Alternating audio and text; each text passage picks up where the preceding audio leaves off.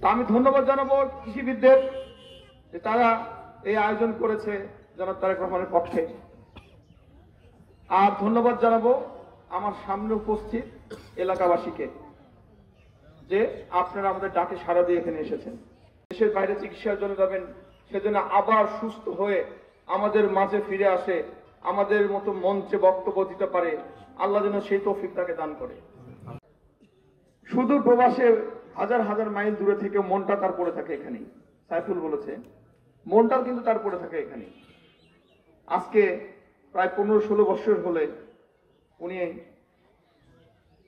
দেশের বাইরে থাকলেও উনি কিন্তু এক মুহূর্ত ভোলে না গাবতলী তথা বগুড়াবাসীর কথা। জনাব তারেক রহমান উনি একজন আসলে মানবিক নেতা। এসব কাজে কিন্তু উনি প্রচার বিমুখ, কখনোই নিজেকে সে জাহির করে না। যখনই কথা হয় তখনই একবার হলেও বলে গাবতলীর অমুক নেতা কি অবস্থা, অমুক কেমন আছে, এই প্রতিষ্ঠান কিভাবে চলতেছে, এই প্রতিষ্ঠানটা আরো ভালোভাবে কিভাবে চালানো যায়, ওই এতিমখানা ঠিক মতো খাদ্য পাচ্ছে কিনা, ওই এতিমখানা ঠিক মতো লেখাপড়া হচ্ছে কিনা,